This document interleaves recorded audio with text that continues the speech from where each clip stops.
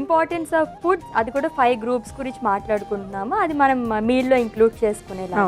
ఈ రోజు ఏం రెసిపీ చేస్తున్నారు? సో 5 ఫుడ్ గ్రూప్స్ ఇంక్లూడ్ చేసుకుంటూ మనం ఒక కలర్ఫుల్ మీల్ బౌల్ ప్రిపేర్ చేసుకుంటాం. సో ఈ రోజు అయితే కలర్ఫుల్ మీల్ బౌల్ ప్రిపేర్ చేస్తారంటే దీనికి కావాల్సిన పదార్థాలు అంటే ఇప్పుడు చూద్దాం. కలర్ఫుల్ మీల్ బౌల్కి కావాల్సిన పదార్థాలు: ఉడికించిన చికెన్, దానిమ్మ గింజలు, ఉప్పు, పెరుగు, మామిడి ముక్కలు, ఉడికించిన క్యారెట్, కార్న్, బఠానీ, దాల్చిన చెక్క పొడి, ఉడికించిన కినోవా.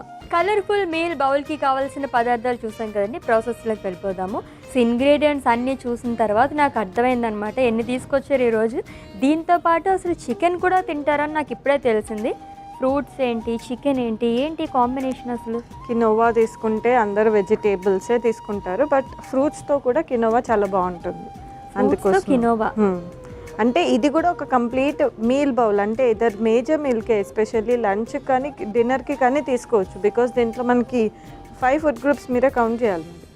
ఫ్రూట్, ప్రోబయోటిక్, కర్డ్, అది డైరీలోకి వస్తుంది. అది కూడా ప్రోటీన్ చికెన్ తీసుకున్నాము. కినోవా కార్బ్స్, సెరల్స్ లోకి వస్తుంది. ఇంకొకటి ఫ్రూటే తీసుకున్నాము. మిగతాది ఫైబర్, వెజ్జెస్.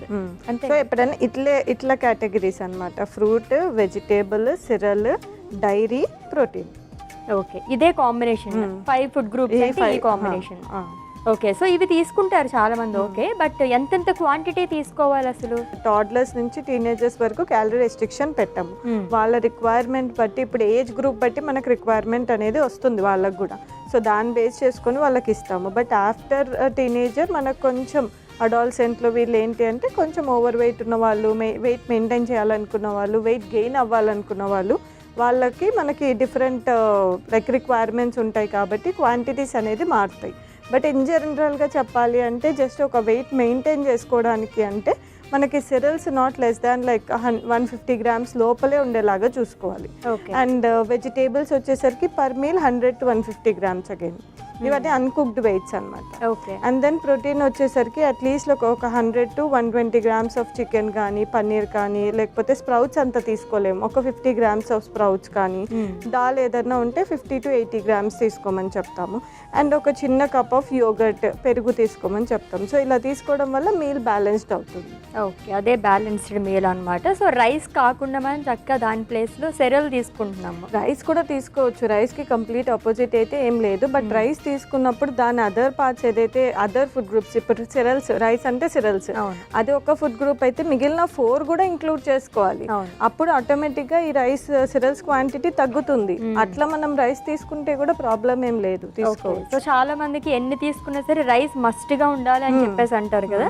బట్ డైట్ పాటిస్తున్నాం అని చెప్పేసి కినోవా రైస్ అని చెప్పేసి సో వేరేవి రాగులు ఇలా తీసుకుంటూ ఉంటారు. ఇష్టం లేకపోయినా తింటారు వెయిట్ మేనేజ్ చేసుకోవడానికి.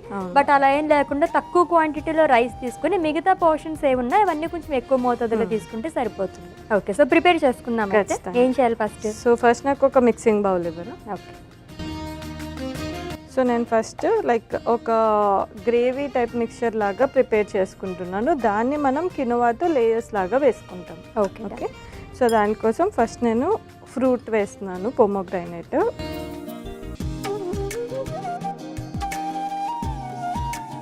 నెక్స్ట్ దీంట్లోకి మ్యాంగో వేస్తున్నాను. ఓకే, సో జనరల్గా చాలా మందికి లైక్ పెరుగుతో పాటు దానిమ్మకాయ గింజలు యాజ్ వెల్ యాజ్ మామిడికాయ కలుపుకొని తినే అలవాటు ఉంటుంది. అవును. సో ఈ మీల్లో నేను ఆ కాంబినేషన్ ఇచ్చాను అనమాట. సో మీరు భయపడాల్సిన అవసరం లేదు. Okay, done. అండ్ ఉడకబెట్టిన కూరగాయలు అనమాట. అంటే దీంట్లో మనకి బఠానీ ఉంది, స్వీట్ కార్న్ ఉంది, క్యారెట్ ఉంది. ఓకే,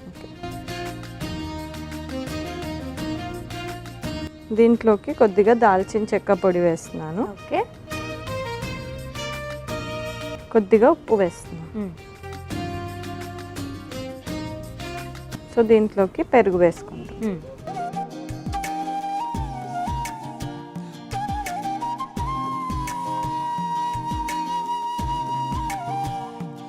సో ఇప్పుడైతే మనం కినోవా తీసుకున్నాం కదా, ఈ ప్లేస్లో ఇంకా ఏమేమి తీసుకోవచ్చు ఈ 7 daysలోనే? రైస్ తీసుకోవచ్చు, వైట్ రైస్ ఒకరోజు, రెడ్ రైస్ ఒకరోజు, బ్రౌన్ రైస్ ఒకరోజు తీసుకోవచ్చు. మళ్ళీ మిల్లెట్స్లో బాజ్రా కానీ, రాగి కానీ, ఇవి గ్రెయిన్స్ లాగా వస్తాయి మనకి. సో అవి కూడా మనము పారిజ్ అంటాము, పారిజ్ లాగా ప్రిపేర్ చేసి తీసుకోవడము. సో ఏదన్నా సిరల్ ఇంక్లూడ్ చేసుకోవచ్చు. ఓకే, సో ఫస్ట్ మనం మిక్స్ చేసుకున్నాం కదా, దీన్ని ఒక స్పూన్ వేస్తున్నాను. ఓకే, మనం ఉడకబెట్టుకున్న కినోవా వేస్తున్నాను. నెక్స్ట్ మనము ఇంకొక లేయర్ మిక్స్చర్ వేసుకుంటాం. ఓకే.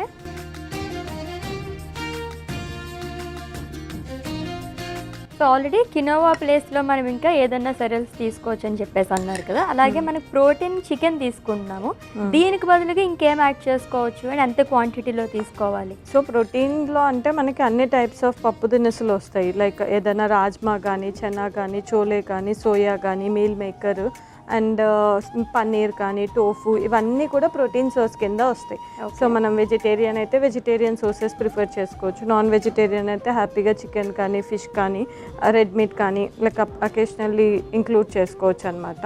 అండ్ అది పర్ మీల్ వచ్చేసరికి మనము డే మొత్తం మన ప్రోటీన్ ఇంటేక్ ఎలా ఉంటుందో దాన్ని బట్టి డివైడ్ అవుతుంది.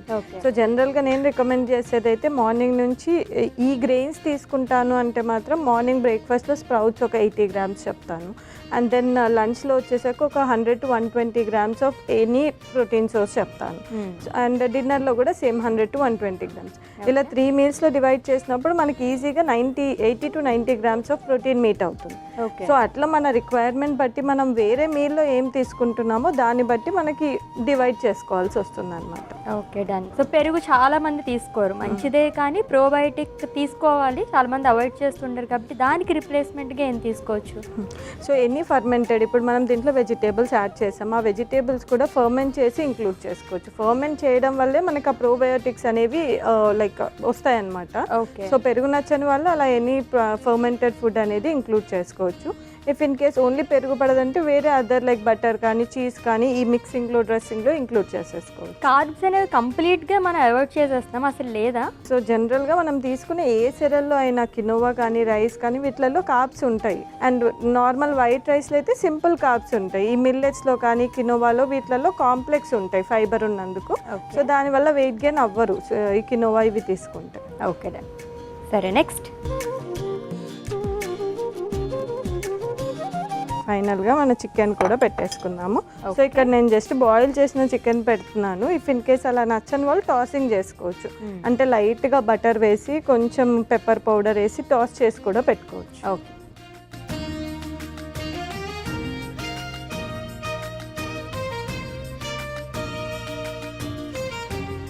సో మన కలర్ఫుల్ మీల్ బౌల్ అయితే రెడీ అయిపోయింది, టేస్ట్ చేసి. Okay, yes, colourful meal bowl అయితే రెడీ అయిపోయిందండి. చాలా బాగుంది చూడడానికి, టేస్ట్ ఎలా ఉంటుందో. సో టేస్ట్ చేసే ముందు దీనికి కావాల్సిన పదార్థాలు, తయారీ విధానం ఒకసారి చూద్దాం. కలర్ఫుల్ మీల్ బౌల్కి కావాల్సిన పదార్థాలు: ఉడికించిన చికెన్, దానిమ్మ గింజలు, ఉప్పు, పెరుగు, మామిడి ముక్కలు, ఉడికించిన క్యారెట్, కార్న్, బఠానీ, దాల్చిన చెక్క పొడి, ఉడికించిన కినోవా.